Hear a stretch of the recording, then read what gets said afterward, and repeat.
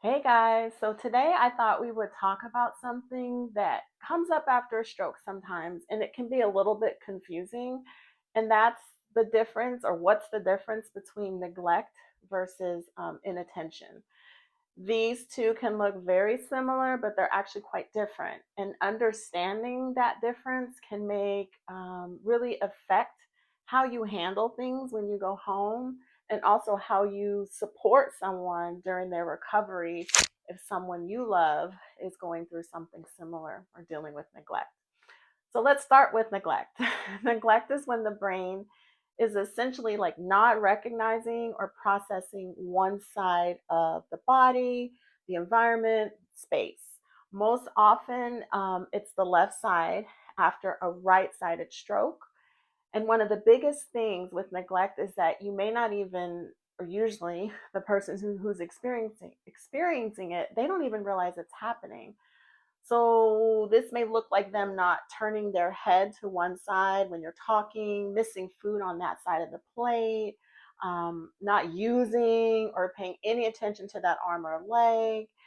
And none of this is intentional. Like their brain is literally telling them that it does not exist. And it's happening because your brain is still trying to work and reconnect those signals and connections. Now let's talk about inattention, which is again a little different. This is more about having difficulty focusing, staying on task, shifting your attention. You may get distracted easily, feel overwhelmed easily, or have trouble finishing tasks or completing them all the way through. But the key difference here is most of the time, with a little cueing or a little reminding or a reminder, you can usually bring your attention back to that task or your focus to that task again. So, a simple way to think about it is with neglect, the brain is not aware of one side at all. With inattention, the brain can attend or can focus on it, but it needs help to stay focused. So, hopefully, that makes sense. Now, the big thing here is safety. This can have huge impacts for safety, especially when you go home. Because, one, if you are walking and bumping into things on that side because you're not clearing, because you just don't know that that arm and leg is not clearing the doorway or what have you, getting dressed, leaving pant legs hanging, all kinds of things. It's a huge safety risk. So, let's talk about what you can start doing to help with this. If you're getting therapy or you had gotten some therapy, you should have gotten some um, recommendations and things that you can use and do at home to help things transition a little easier and safer. But practicing turning your head and your eyes toward that side is huge, repetitively. Using visual targets, placing something bright or something that's really important to you on that side. Bringing your affected arm or leg within your line of sight as much as possible. And a big one here is, again, I say it all the time, it's repetition. The more you intentionally practice looking and reaching and scanning to that side, the more you're helping your brain reestablish those connections. It's really, really important. It can take a while, but you have to stay on it and you have to be consistent. Um, if it's more of an inattention that you're dealing with, what we're really working on or looking to focus on here is focus. So things like doing one step at a time, reducing distractions, turn the TV off, turn the radio off, keep the environment as decluttered as possible, and use simple cues like, okay, stay with me here, okay, or let's pause, let's finish this first. And keeping a set routine can also make a really big difference because you have that consistency and there's not a lot of things coming at you that you don't expect. Now, for caregivers, this is a big one because this is hard to deal with, if this is kind of your reality with someone at home. But it's not them, it's their brain that's doing this. So be patient, give clear, simple cues, allow them time to respond, to process. Just don't say, it's right there, look, it's right in front of you, because it's not helpful. You're frustrated, they're frustrated. It's not going to be a good thing. It just means that their brain needs more time to repair, to reconnect. Again, safety is such a huge challenge. in the beginning when neglect or inattention is happening, but especially once you go home. It is so critical that the proper supports are in place, the proper supervision is in place, because I can tell you, I could tell you so many stories. I mean, it's not funny. I could tell you so many stories where, like, the simplest thing, because someone has this true neglect or uh, an attention going on, and they were kind of on their own or left to their own devices, and you know really not pleasant things can happen, and re-injury can happen, or not re-injury, but other injuries can happen. So falls leading to broken bones and things like that. All of these things we want to avoid, obviously, whenever possible.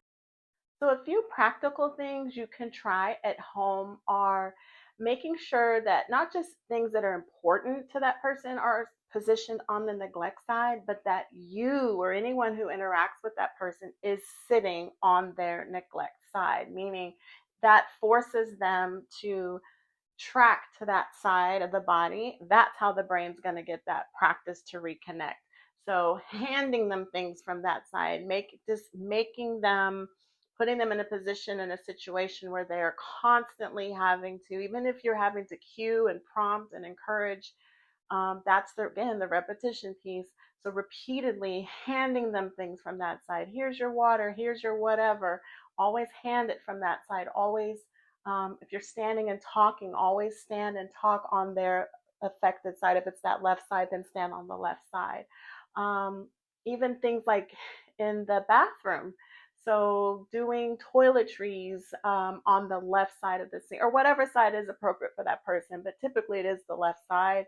On that neglect side, those important things. So their toothbrush is there, um, their dental floss, their brush, whatever that is that they use day in, daily. Always set those things up on that neglect side. That can be really helpful. Um, in the house, so throughout the day, um, wherever that person is sitting, always, even if that means you got to rearrange things a little bit, always have their neglect side. I always say facing towards the action. So wherever, like, people are mostly coming and going from the room, if there's a door or the kitchen or the one spot most people come through and are sitting to gather, set it up in a way where that person's like, you're hearing and you're having to kind of turn and track and engage on that side of the body. These are the kind of just simple environmental changes that you can do, um, to kind of help give that person more opportunities. These are those reps, right? Those repetitions. It's not the same as like doing repetitions for exercises and things like that, but this is more of building in repetitive opportunities throughout the day where that person is able to engage on that neglect side of the body. Same with inattention too, a little bit as well. If it's a very severe neglect, which you will see, like when they are getting dressed, they will literally leave that arm out. I've had female patients literally leave. They're putting the bra on, and that whole boob is just hanging out. There's no awareness.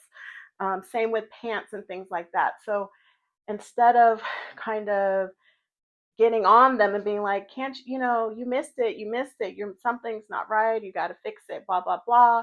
Try to use a mirror, have a mirror in front, and use other sources of feedback, visual feedback, gentle, supportive, kind cueing, to kind of help engage them and get them to track and attend to what their body is not able to easily attend to right now because of the damage in the brain from the stroke. Okay. I'm trying to think what else. Now, we talked about safety. The kitchen is a landmine. I'm just going to say it. It's a landmine. You have got to supervise and be present and aware, and to put safeguards in place if your person does have a lot of neglect or inattention, because inattention is the thing that's going to have you like putting metal in the microwave or leaving a burner on and starting fires, and coffee burners or coffee makers are left on, or oven is on, things like that. Supervision is going to help kind of be safeguards for a lot of those things. And over time, a lot of the cognitive things, and usually with neglect and inattention, it's never pure. The deficits aren't clear cut and pure in that you just have this and this. Sometimes you have a little bit of this and you have a little bit of that. So maybe you have some problem solving issues and some safety awareness issues and some inattention. It can be a lot. So having proper supervision and proper safeguards in place can be your lifesaver. I'm trying to think what else. Oh, I mentioned this before, having bright colored tape or some kind of marking around the environment on that neglect side. So if it's that left hand hold on the walker or the brake on the wheelchair, put some bright colored tape. Make sure it's the same color. Don't do like rainbow. No, you want to, if you pick blue, go with blue. And you're always cueing, find the blue, or red, or whatever it is. We've had people do this in their showers, like to reach for the proper grab bar. You can even do it on their dinner plate. Like again, if it's a pretty severe neglect where they're leaving food on that side. So your cue would then be, hey, finish your food. It wouldn't be that. It would be, there's find the blue and see if you can see if there's any other food there, that kind of thing. I'm trying to think if there's anything else. But again, yeah, safety is the biggest thing. And just make sure you engage them on that neglect side. That again is going to help give them those opportunities to try and work on practice to attend and track to that side of the body.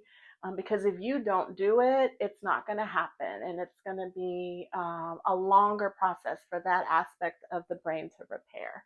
Okay, so um, we don't talk about these kind of things a lot. I think we give a lot of handouts and we have conversations, but when you are back home and you're there with your family or there on your own or what have you, it's a whole nother world. And I feel that acutely, and I've been there with people going through similar things. So I'm very aware and sensitive to that and know that it's not a simple fix. Most things aren't, but having that knowledge and awareness and maybe some tools to help you manage and handle it better at home, make things safer, can be helpful. So I hope this was helpful. Please shoot me a comment. I'm here. I say that all the time. I love feedback. I would love to help if you guys are having any specific challenges that even watching this video maybe touched on but didn't go deep enough. Just let me know. I would love to connect with you and be a support for you in any way possible. All right. I will see y'all next time. If you found this video helpful, don't forget to subscribe for more DIY videos to help you along the way in your stroke recovery. Struggling at home? Have a question? Leave me a comment. I'm here to help.